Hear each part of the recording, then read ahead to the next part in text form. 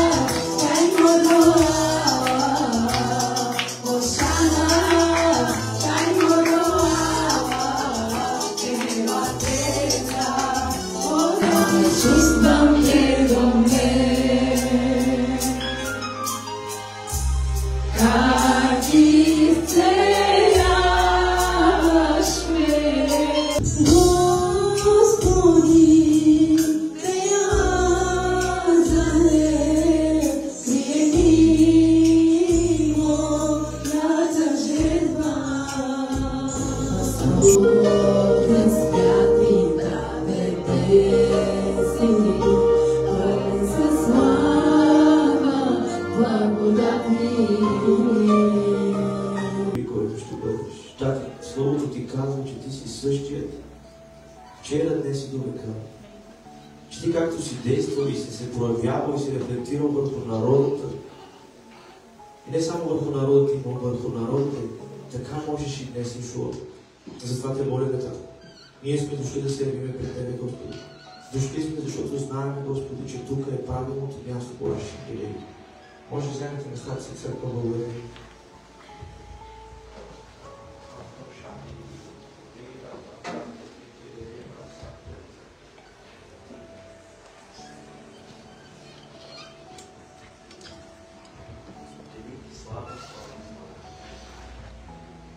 Исус е в нас. Слава.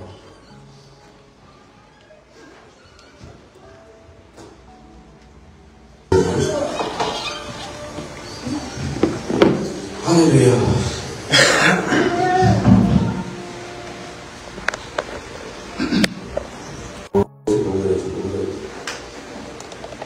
Благодаря за това, ще се винаги благословен към нас. Благодаря за това, ще ти се отложиш, както ние с Тебе. Благодаря за Твоята милост, Господи, която е толкова дълбока, голяма, за Твоето търпение. Благодаря за благостта Ти, Господи. Благодаря Ти за любовта Ти, Тата.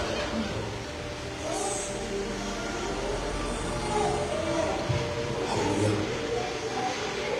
Не знам как да започна. Имам този лист написан от, мисля, 4 седмици. И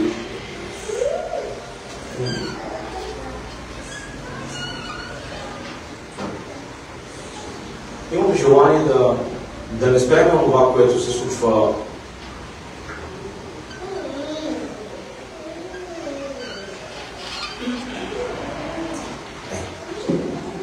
Има ли някои хора между нас, които не усещат присъствието на Святия Божия?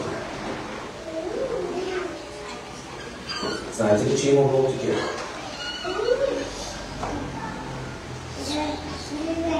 Има ли хора, които не разпознават присъствието на Святия Божия?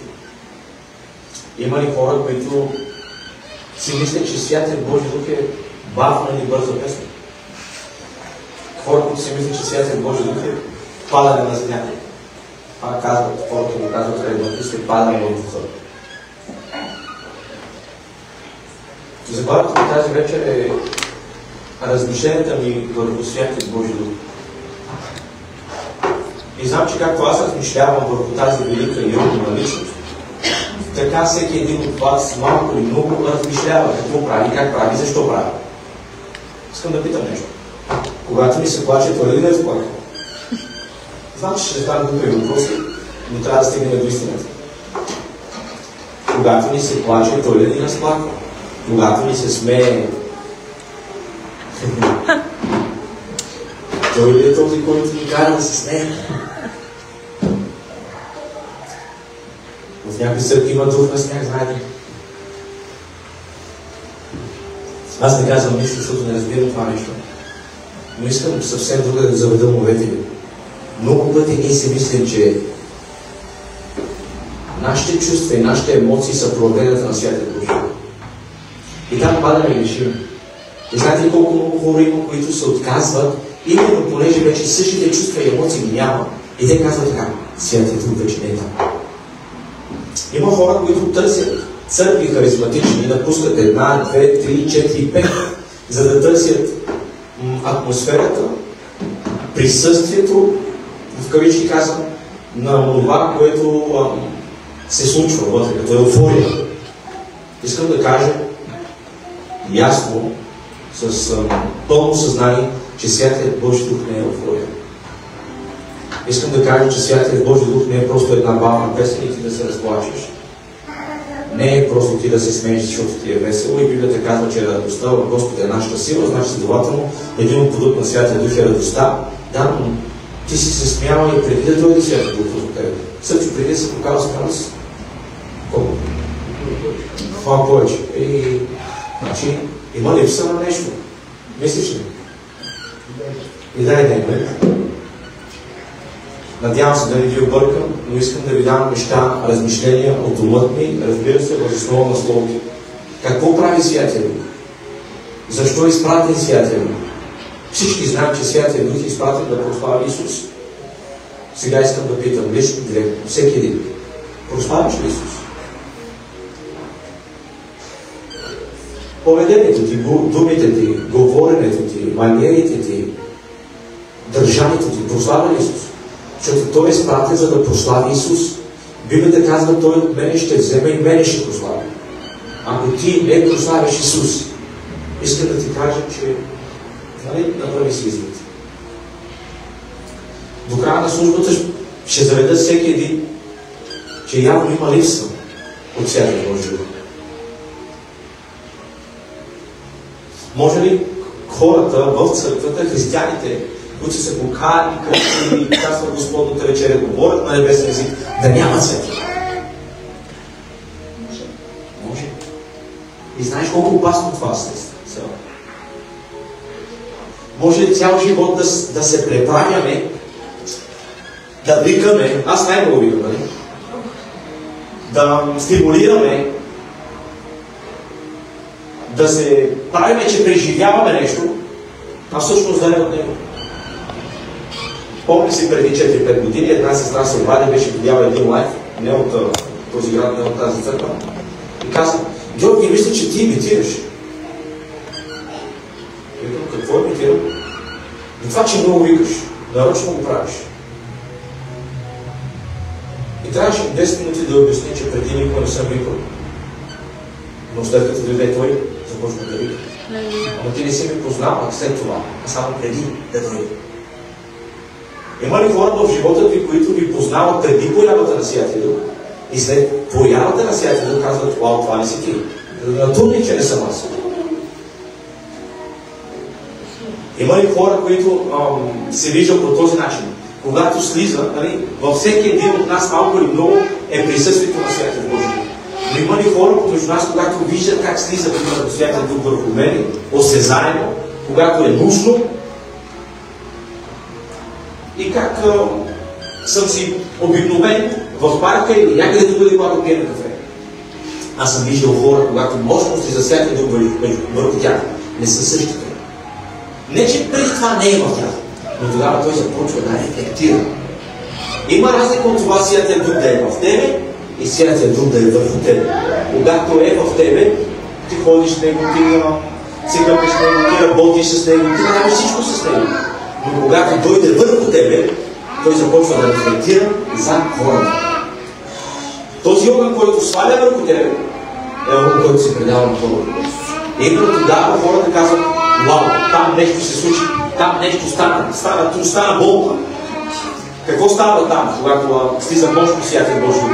Виждаме изцеление, освобождение, не говоря само за плагане на земята, моля да гледаме да го правим. Изцеление, освобождение, виждаме как хора се покаяват, виждаме хора как плачат за греховете си. Виждаме си някой, който плаче за греховете си. Святият Божи Дух е дошъл силно в него. Най-силно идва Святият Божи Дух, най-силно се проявява върху тези, които скърбят за греховете си. Защото неговата цел номер едно е да дойде и да те изобличи. Може ли да живее Святият Божи Дух в тебе без да те изобличи? Значи живее някакъв друг. Или някой може би ще каже така: Георги, ние толкова сме станали вече съвършени, че няма за какво да ни изобличава. И живеем си просто страхотно.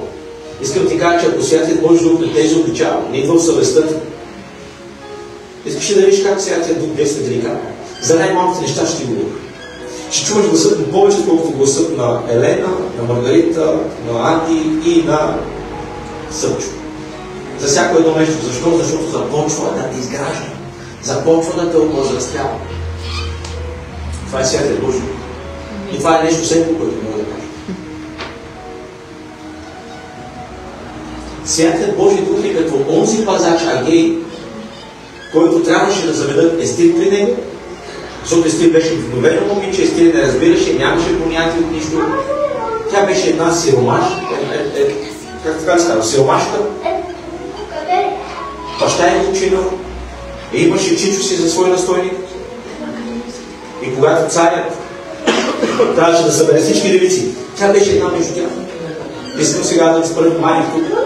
Знаете, че много девици бяха при Агей, нали? Само една вече е удовлетворена. Няма нищо по-различно. Соломон казва, че няма нищо ново безумство. Може да сме много хора в църква, но само малцина може да спечелят удовлетворението. Защо обаче?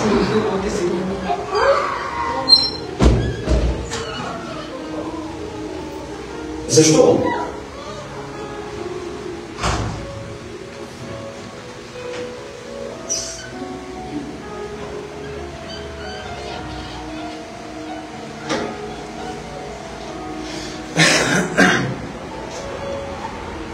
Една дума, послушание. Естир беше послушна на Агей. И когато я видя този мъж, той каза: тази е различна. Ще работи върху него. Знаете ли какво направи Агей? Отдели от всички други. Четете ли тази книга? Четете тази книга повече от другите книги. За да останат вътре историите, сцените. Отдели я. И знаете ли какво да направи още? Даде и 7 момичета, които да изслугуват. Всичко това, което иска да е по-лесно. Спомняте ли си думите на Естир, когато те пита: какво искаш да ти дам да влезеш в царя? И тя каза така: ти най-добре знаеш какво харесва царя. Искам да ти кажа, че единствено Святият Божи Дух е този, който познава пълноценно Христос. Днес има много хора и много пастори, които си мислят, че познават Христос поради проявата на Святия Дух, но е толкова не са го видяли. И аз не претендирам, че съм един от тези, които го познават, а един от тези, които многото е толкова не са видяли. Защото послушанието е това, което отключва достъпа до трона на царя. Колко от нас са послушни? Искам да ти дам сега нещо, което е така, да го кажа така зелено. И е много истинско. Най-вече се обръщам към сестрите. Святият Божи Дух работи много специфично.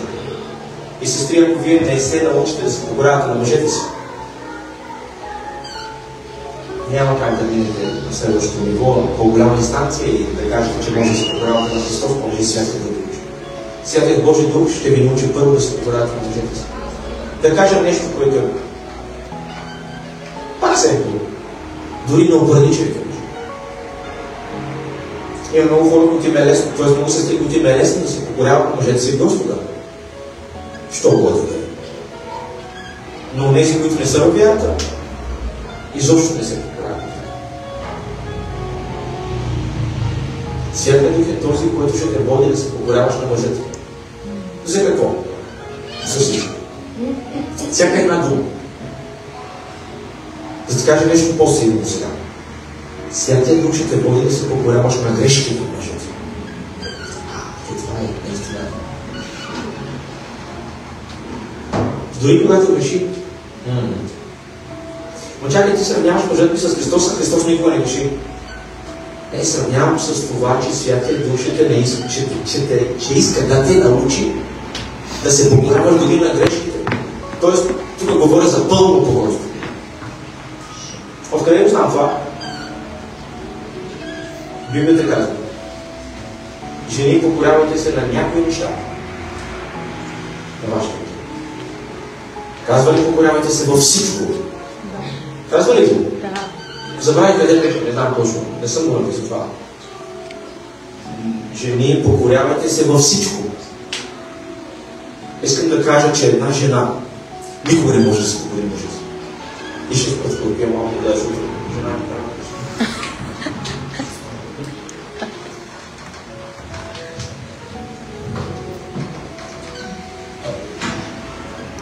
Къде бях стигнал?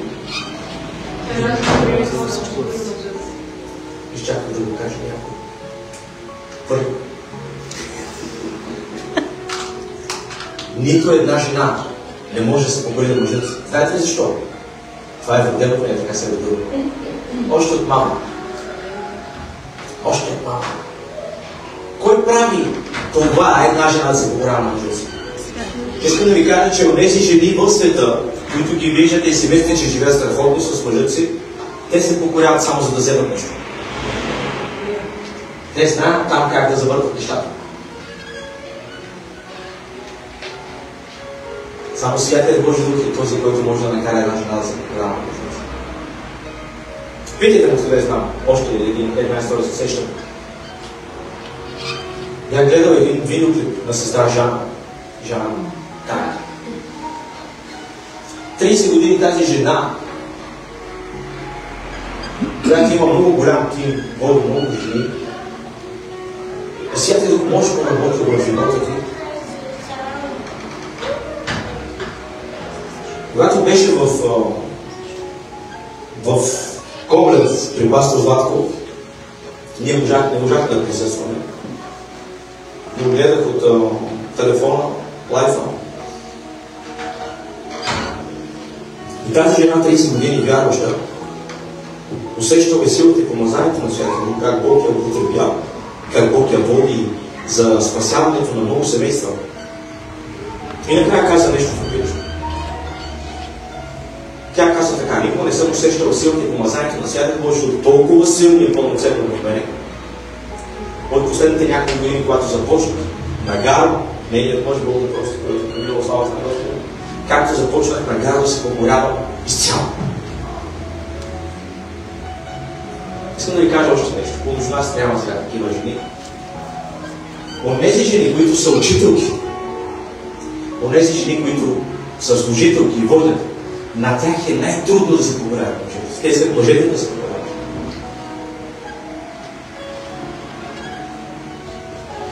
Лошото жена да служи и да води служение, аз не смятам. Вярвам, че жената е дадена за да говори свободно, но вярвам също, че жената е дадена да се покорява от мъжете. И много жени, които са се издигнали с такъв дар да бъдат говорители, да служдават Слово, до толкова много тръгват с духа, че след това идва друг дух. Ако ти не се покоряваш на мъжете, това не е Святия Дух. Всеки един друг дух е дух, който не те кара да се покоряваш на мъжете. Но Святият Божи Дух е този, който те сваля под авторитета на мъжете. Да кажа още нещо. Ти можеш да си много по-помазан от мъжете, защото има много такива. Много повече помазанието на Господа се стича върху тебе, отколкото от мъжете. Но само когато се научиш да се покориш под мъжете, помазанието ще тече и няма да спира. Иначе спира. Да ви кажа ли как кога се впуска? Само когато трябва да служиш за някой. И там после спира. Тоест ти си съд, обаче за непочтеното тебе. Съдът за почтената употреба е винаги докато приготвя за всяко добро. И ключът е в покорството. Тази жена каза със сълзи, там бяха толкова мъже, толкова жени. Мъжете се стъписаха. И каза, съжалявам, че не го направих по-рано. Защото прекарам още известно време с мъжа си и той се отива. Днеска ние като мъж и жена, като семейство се караме за това повече, кой е прав, без да знаем какво казва Библията. Искам да знаете, скъпи сестри, аз не съм против вас. Но Библията казва, че мъжът е прав. Знам, че не е лесно. Жената няма право ли? Тя е безлична? Не. Жената е създадена да се покорява и да бъде помощна. И отново стигаме до това. Единствено святият Божи Дух е този, който смирява и покорява към мъжа. Никой ли?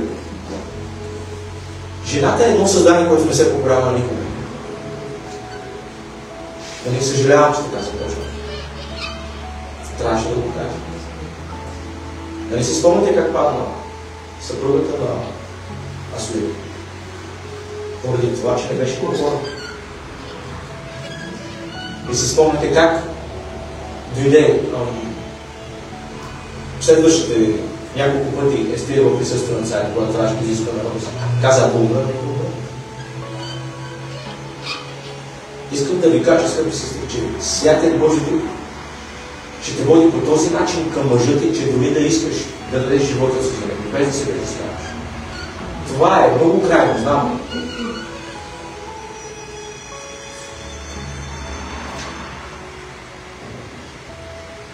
Нека да кажа така. Да не дава нещо от някой от нас да се разболее мъж, жена или дете. И тогава сме съгласни да дадем всичко вътре в нас, само и само да дадем. Но когато сме здрави, никой от нас не гледа за благото и за доброто. Когато сме здрави, сме си вкъщи, повече време обичаме да прекараме в телефона, отколкото в разговор. Говоря като хора, които сме вярващи всички. Ние падаме в тази група. Дори и аз.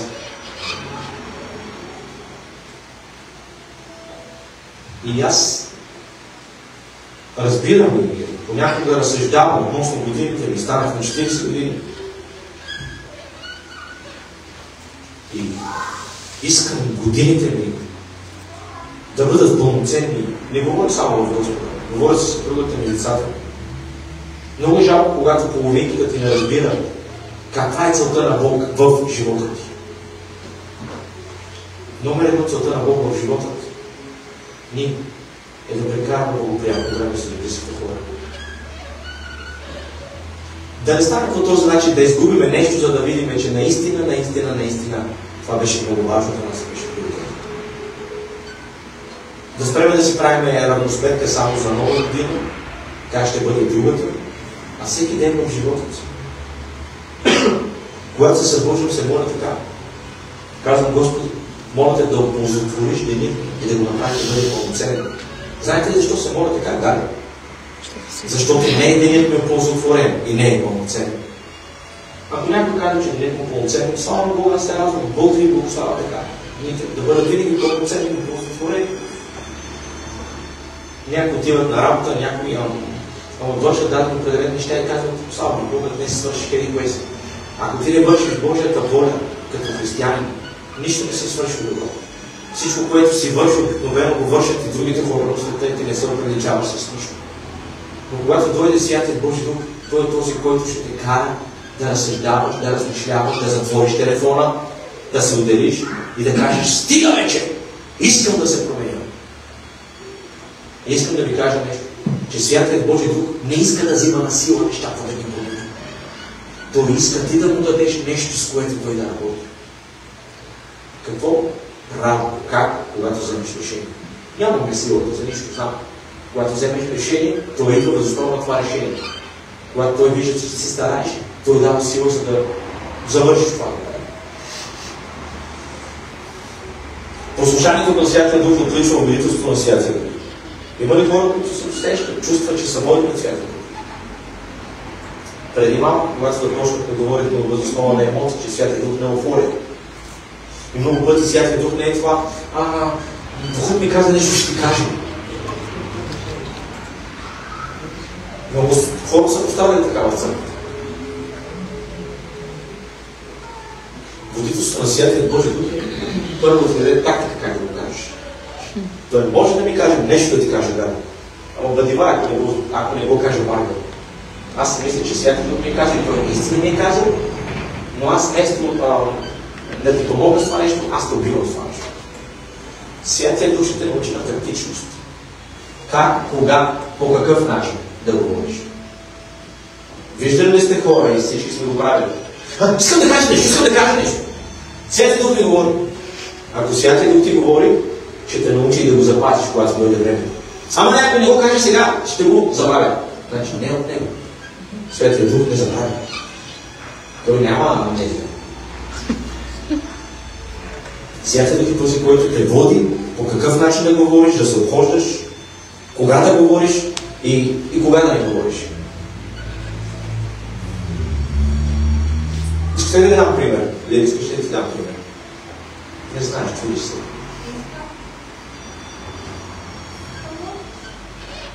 Дали преди, когато беше в България, преди известно време, една сестра дойде до мен и ми каза, че е сънувала сън с тебе. Много се чудих как да направя, какво да направя. Аз казах, няма да кажеш ти, аз искам да го кажа този сън, който си сънувала. И се чудих по какъв начин да ти го кажа. На няколко пъти, така бях с телефона и за това. Казах, Господи, и знаеш какво ми каза Святия Дух? Изчакай, тя ще дойде.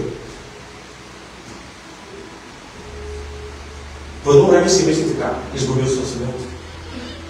Няма вече тази дързновеност. Казвам, какво става? И точно преди да свърши службата, той ми казва сега. За да бъдеш чувствителен и покорен на Святия Дух, се изисква смелост и да знаеш кога и как да го направиш. Много пъти не знаем, не че не идва. Обаче как да го освободим? По какъв начин? И след това става смешки помежду нас.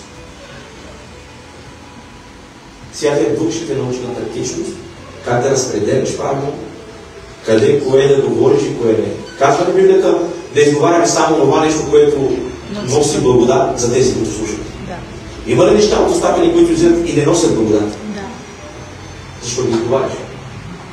Защото нямам някой, който да задържи. Кой е държачът? Святия. Той ти казва, скоро стои, замълчи. Само истинските синове и дъщери позволяват на Святия Божи Дух да ги води и управлява над волята им. Ако ти си роден от Господа,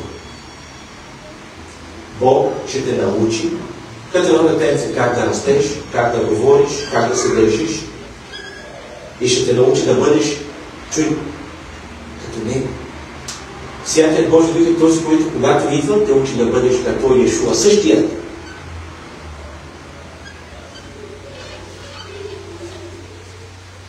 На кого ви приличи Илян? Баща си. Илян. Този как пее, бе, чисто положение.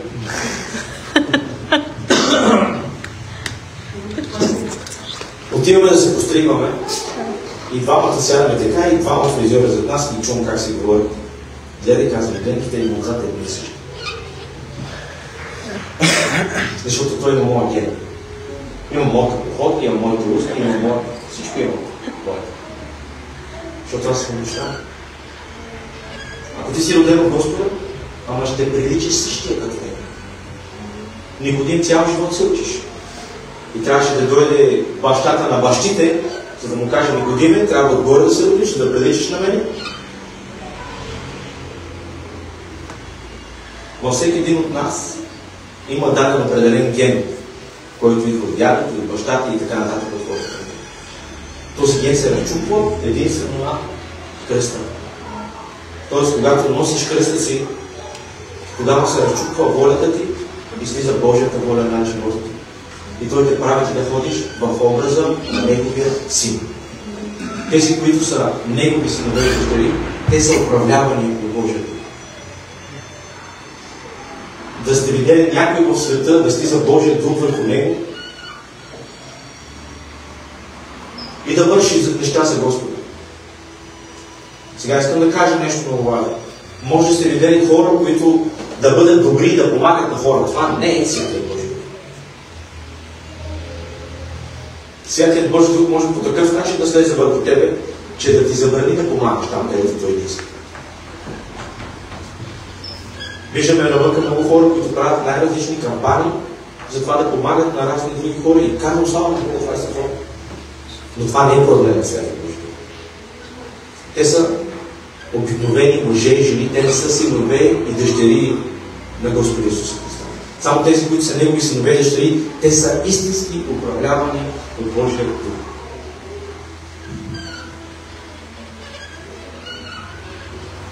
Римляни 8:14 няма да хванеш, просто казва така. Истинските Божии деца са онези, които са ръководени от Божия.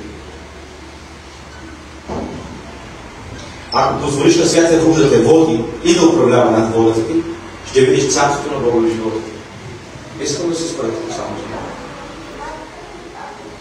Има ли царство небесно в дома ти? Има ли светлина в дома ти? Светлина в работата, светлина, когато ходиш навън, навсякъде какво ти да правиш, има ли светлина? Чувстваш ли, че ти си част от царството на Господа? Ако позволиш да води тебе живота ти, той ще направи, както казва Библията в молитвата Отче наш, както на царството на небето, така ще бъде на земята. Защо? Защото има хора, които се управляват от Божия Дух. И там, където има хора, които се управляват от Божия Дух, те какво правят? Превземат територията и царството на Господа. Онези, които са водени от своя си дух, те изграждат своя си царство, те правят своя си царство. Те си правят своята среда, своите мечти си слагат в себе си.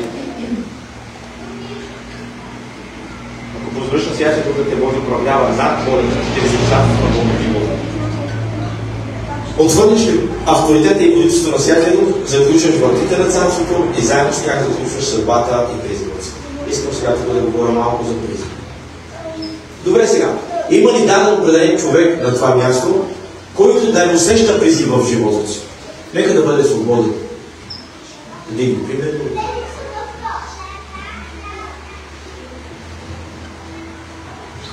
Има ли хора, които не усещат даден определен призив в живота си?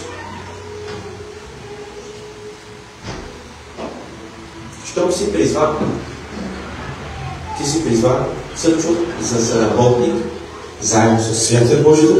Святия Божи Дух да каже нещо. Той не иска да бъде шеф и да доминира на теб. Той иска да бъде заработник, за да работиш за царството на Господа. Тоест, Георги, какво е моето призвание, защото аз не усещам, че мога да проповядвам, че мога да пея. Твоето призвание е да бъдеш царството на Господа.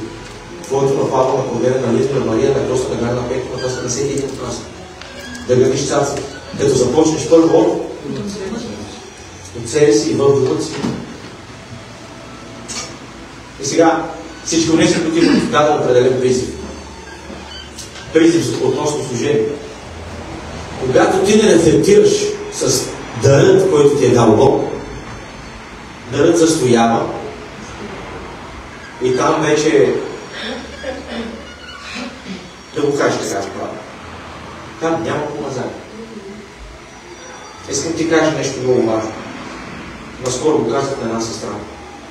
Тя не приема в името на Исус. Не приема в името на Исус. Ако аз като проповедник не стоя в призива си, не стоя в съдбата, която има Бог. Не само, че не работя за царството, а и просто аз съм, както казвам това слово в 2 Коринтияни 13 глава, кивал в отък, звънен шоквам ти. И не говорите за това само, че нали, който няма любов, няма нищо. Помазанието е дадено с една единствена цел. Когато ти стоиш в призива си, Божията воля да бъде извършена в живота ти и в живота на хората. Когато ти не стоиш в призива си, за какво ти е това помазание? Къде ще ходиш с него? Да правиш стойки, какво? Не знам, аз не разбирам какво правиш на това помазание. Помазанието е дадено, за да освобождава силата на Господа вътре в живота ти поради призива и съдбата. Този, който пее да пее както трябва, казва Словото. Този, който проповядва да проповядва за раздовение, този, който дава да дава щедро. Всеки един има даден определен призив. Ти не работиш, не стоиш в призива си, не разпалваш да ръци. Дявол ще използва това нещо. Какво ще направи? Айде, много сме го преминали, даже още мисля, че го преминаваме. Не стоиш в призивът си. Няма това. Има помазание, но знаете ли как? Това е като един маркуч, който запуши. Едва ми излиза нещо. Идва меланхолия. Идва апатия. Какво трябва да направи? Трябва да подухаш този маркуча, отново да може да мине правилно водата ни, помазанието вътре в него. Бирото. Тоест, трябва да направиш нещо различно, нещо, което не си направил. Галя си е взела Библията в парка. Така трябва. Нещо, което не си правил. На едно също място се молиш, намери си друго място. Бъди гъвкав, за да не те хвали дявол. Да ти кажа ли нещо, как те хваща дявол? Ти може да имаш дисциплина в дома си. Винаги от 10 в 10:30 да стоиш в Господа. Точно в 10:05 ще дойде пощальона, 3 поръчки идват на клуб. Звънат си 2 телефона и детето казва: акаме се. Там, примерно, намери си място, излез. Ние знаете ли какво излизаме повечето пъти от къщи? Когато само позадаш или трябва да поздравам нещо. Излез, срещи се със святели. Може ли святели да се обади да ти направи термин? Може. Обаче, знаеш какъв е проблемът? Че ти искаш да му дадеш час. И да ти кажеш ли какво правим много пъти в духа? Ами все не може да го намериме време. Знаете ли кога го разбрах това нещо? Когато тъсно ми се обади и ми каза: мисионери, ще да учи вкъщи. Аз тогава много се замислих върху думите му, стана ми много гарно, стана ми много така. Не знае, когато влязох, аз се така затъпих, просто не знае какво да кажа. Святия Дух иска да му дадеш време, но не иска ти да го водиш, когато ти искаш. Да дам такъв пример. Ти ли казваш на Святия Дух кога да се молиш? Ти ли водиш Святия Дух кога да четеш? Ти ли казваш на Святия Дух кога да дойдеш на църква? Защото така правим. И затова нещата не се получава. Ти искаш да водиш него, не твоите. Аз се моля, когато не мина време. Аз се моля, когато... аз чета, когато вече съм сърфирал в лета час и 30 и до толкова ми е натежава съвестта, чувствам се някакви там. До толкова ми е натежава съвестта, че просто трябва да кажа: Господи, извиняй, прости ми. Защо го правя? Да се свободиш. Не искам да слушам. Святият Божи Дух е този, който те води, когато се молиш, те води, когато полагаш ръце, те води, когато не полагаш. Те води за кого да се молиш и за кого да не се молиш. Те води кога да четеш. Те води кога да даваш 50 евро, когато нямаш 5 евро. И те води кога да не даваш 5 евро, когато имаш 500 хиляди евро. Не ме разбирате. Той взима превес на тебе. Ти не си вече ти си само една шижа. Един кожух, всичко това прави. Какво правим сега? Ние водиме него. Ние казваме: усещаш, че Святия Дух ти казва, че трябва да дадеш, да благословиш някого. Казваш: не сега, аз не. Усещаш, че Святият Божи Дух ти казва от тази стая да излезеш и да отидеш в другата и да започнеш да се побавиш. Че иска да ти каже нещо. Казваш: не сега, след малко да си направя сандвичи и да се взема първо душ. Усещаш, че Святият Дух те води в някой дом да се молиш. Точно там и сега. Ето ти църквата. Когато дойде Святият Божи Дух върху тебе, нищо няма да те харесва това, което те харесва. Да, знам, че е смешно. Нищо няма да те харесва. Докато ти навикнеш да ти хареса всичко това, което той иска да ти да. Затова трябва време, изисква се време. Как се казва това? Училището на Святия Божи Дух. Да се учиш, да се обучаваш къде и какво, как, кога, с кого. Хайде да завърша. И ще видите, че четвъртия ще продължим.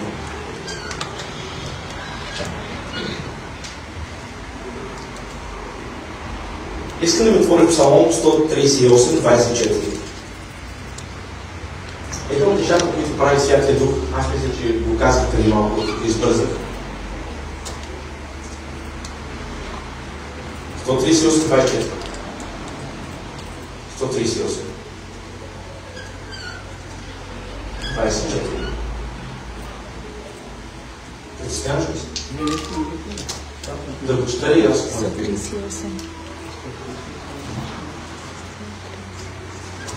Само 138, 24.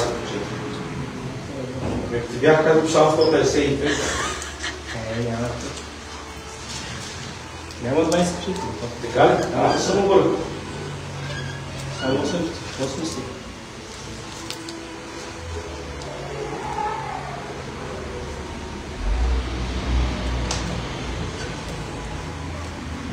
Сто и 18.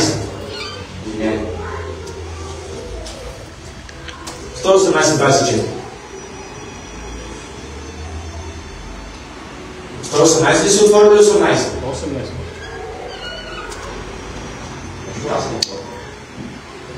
Там казва така. И виж дали в мене има оскърбителен път и води ме по вечен път. За кого казва Словото да види? Кой е този, който претегля? Ние сега на първо място, образът, който ни излиза в умата е Исус. Аз ти казвам, че не е Исус. Исус е извършил всичко каквото трябваше. Седи от дясната страна на Бога и когато Георги пада, наранява се, огорчава се, отчаива се, отказва се и каквото и да искате там, е този, който ходатайства в ушите на Отец за мен. И кой е този, който е пратил сила за мен, когато пада? Това е Святия Божий Дух. И той казва така. Давид казва на Святия Божий Дух. Виж дали в мен има оскърбителен път. Не ще ме и води ме по правия път или по вечния път. Тоест той е този, който говори в сърцето, когато ти ходиш правилно и когато ти ходиш неправилно. Когато ти грешиш или когато искаш да сгрешиш. Той е този, който те води. Тук е един въпрос, който е много... Може ли Святия Дух да спее да ти говори, когато грешиш? Може ли Святия Дух да спре да ти говори сега, когато грешиш? Не иска да се правиш? Когато вървиш, няма опасно в нещо. Ще ли дам пример? Колко пъти идваш в църквата? Колко пъти всичко това, което си изказва от Самвон, понеже Святия Дух много пъти освобождава чрез мен, или ако е чрез някой друг, няма значение човек, когато застава се дава на определена цел да освободи Слово, колко пъти, когато ти чуваш, ти го пренебрегваш.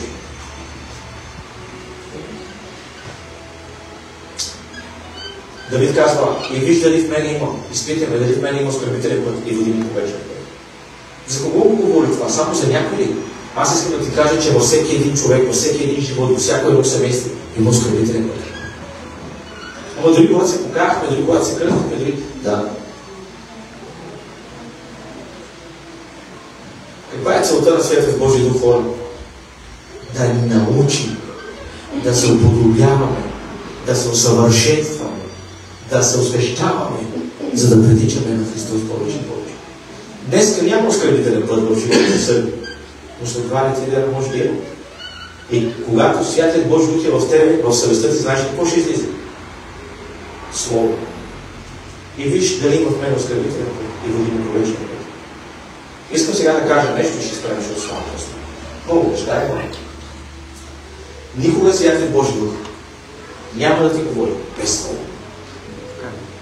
Няма да си представа колко е важно. Искаш Святият Божий Дух да ти каже, виж дали в мен има оскърбителен път и води ми по вечния път, отвори си Словото.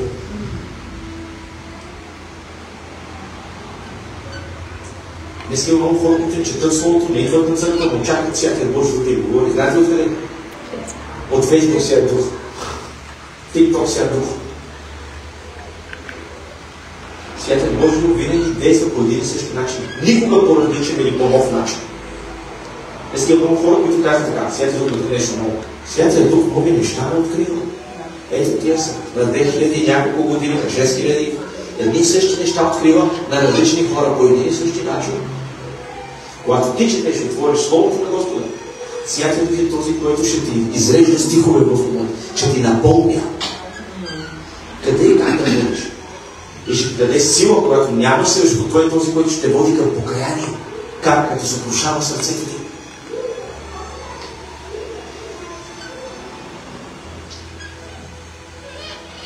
Трябва да разкажа тази история с Пирно. Един човек е имал, аз мисля, че се ме разказвам някакво пъти. Един човек е имал 3 приятели. С 2 от тях е живеел в толкова близки, приятни и дълбоки взаимоотношения. Той се радва на компанията, радвал се на присъствието, навсякъде с тях отивал, прекарал е доста време с тях. Дошло е време обаче този мъж, който имал тези 3 приятели, да го обвинят несправедливо. Обвиниха го несправедливо, връчиха му една призовка и той трябваше да се яви в съда, за да го осъдят за дадено определено нещо. Сега, достоверността на неговите приятели беше подложена на съмнение. Дали ще дойдат и ще свидетелстват в негова полза, или ще го оставят. Отишъл при първият си приятел и първият му приятел се е извинил най-учливо, като е казал, че не може да го придружи. Отчаян, горчен, навъсен. Отишъл при вторият си приятел. Почукал на вратата, отворил, влязъл, обяснил му е ситуацията. И вторият му приятел казал, чуй, аз те разбирам и наистина много те обичам и те уважавам. Аз мога да дойда с тебе, но не мога да вляза при съдята. Ще дойда с тебе само до съдът. Човекът тръгна отново обнадежден, без никаква надежда. Прибрал се, затворил вратата си, започнал да размишлява какво да прави, кой е този, който ще дойде с него. Накрая се сетил, че има още един приятел. Къде е по приятел?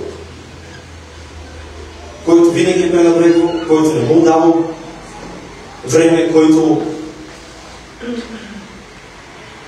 когато идвам при него, не му обръща внимание.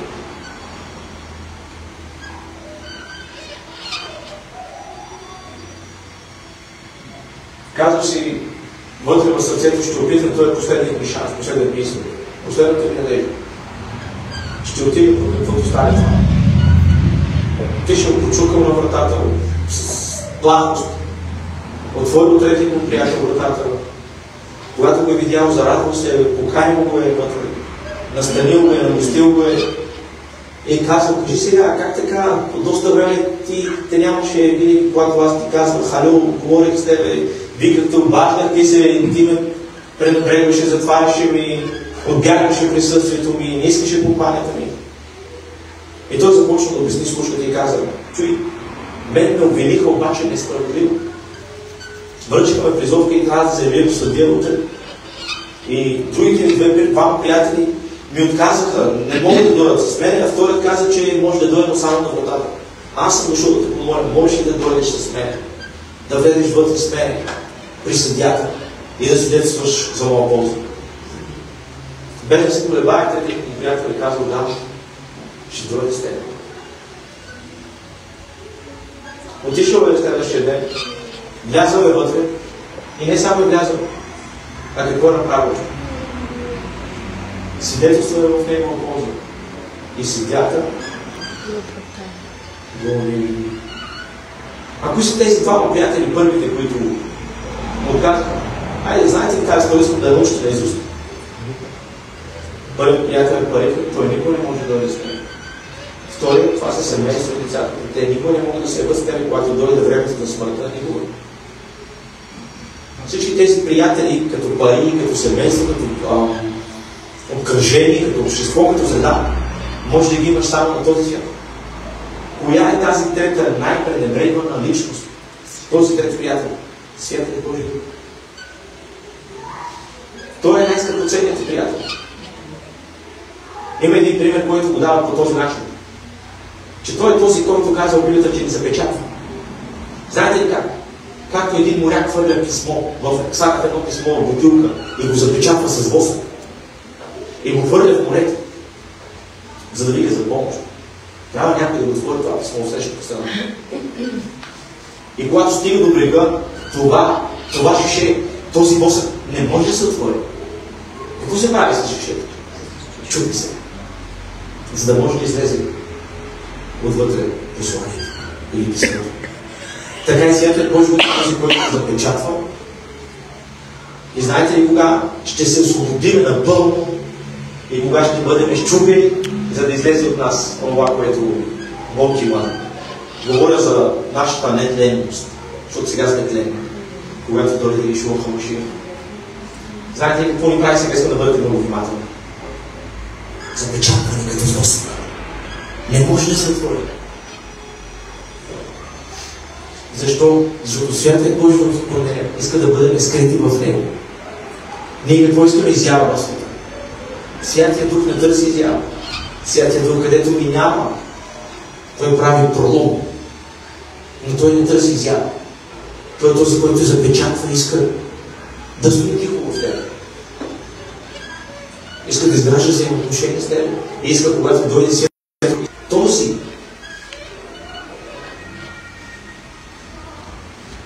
приятел, който най-много ти пренебрегваш. Трябва най-много да изградиш лична връзка с него. До толкова близка. Бъдете внимателни. Повече от връзката с мъжа ти, повече от връзката с жената ти, повече от връзката с децата. Нито мъжът ти, нито жената, нито децата могат да те спасят в съдния ден. Единствено Той ще счупи това шише, ще счупи това тяло и ще изведе това, което е заработил в него толкова години, за да те подготви съвършение за Ишуа Хамашия. Амин? Амин. Трудно ли беше? И знам, че е болна, но боли. Свикнали сме Святия Дух да ни кара да се кажем апостоловия. Аз съм за, нямам проблем да се радвам в присъствието. Свикнали сме Святия Дух да ни пълни от Бога, ама не сме свикнали да ги страдва. Свикнали сме Святия Дух да показва любов и да прегръща, ама не сме свикнали да кажем истината в очите на човека. Знаете ли колко хора има, които казват истината на човека, за да ги изпечелят, без истината на Святия Божий Дух? И след това гледаш как тези хора се тръгват. Едно съм се научил за всички тези години, че когато кажеш истината, Святия Дух ще направи каквото е нужно, когато трябва. Когато ние се опитваме да водим нещата по нас, тогава тя се побарча от съпочовешно. Много път съм бил воден от чувства и емоции. И още се уча да се оставя Святия Дух да работи, ако твърдя, че съм него си. Така както казвам Словото, защото тези, които са водени от Божия Дух, те са синове и дъщери. И те знаят как да се обхождат и как да се държат. Алелуя, Татко, ние ти благодарим в името на Исус. Благодарим за това, че си спратил силата и помазанието на Святия Дух. Благодарим Святия Дух за това, че си запечатал както едно шише, което се запечатва с восък, за да бъде отворено тогава, да се чупи тогава, когато е нужно, когато трябва. Благодарим за това, че ти с който ни даваш сила, учиш ни, наставляваш ни, направляваш ни, учиш ни кога да говорим и кога да мълчим, учиш ни как да се обхождаме и изграждаш правилно поведение в нас. Благодарим, че ти си този, който ни приготвиш за младенецът, за младоженикът, за моя възлюбен. Научи сърцето ми, Святия Дух, да обича повече Исус. Разшири сърцето ми да обича повече Исус. Научи ме, Святия Дух, тези неща, които са дълбоко в сърцето ми и още не са предадени на Тебе. Боли се с тях. И имай ги за себе си. Имай всяка една частица от мене. Имай устните, ушите ми. Имай умът ми, сърцето, краката, нозете ми. Имай животът ми, имай домът ми, съпругата и децата ми, имай колата ми, имай интелектуалите ми, имай работата ми, Святия Дух. Имай тази църква, Святия Дух. И научи ни как да бъдем отводени от Тебе. Научи ни, Господи, как да събаряме всяка една наша мъдрост, която се издига. И Ти бъди над всяка една наша мъдрост и философия. Научи ни, Святия Дух, да не бъдем древнави, да не бъдем педантични, но просто да бъдем смирени и искрени. Така както Давид се е молил, Господи, да го научиш на искреност личното на сърцето, научи и нас да бъдем искрени и прозрачни. Научи ни така да стоим в призивът си. И нека да не липсва, Господи, миро на главата ни. Аз те моля да помажеш Твоята невяста и Твоята църква, да я подготвиш за себе си, Боже. Да украсиш с накити, да облечеш в висота, да я измиеш от нечистотата и да я подготвиш за себе си в името на Исус. Алелуя! Трябваше тази неделя да заминаваме за Виргис. Брат ми Златко по принцип се обади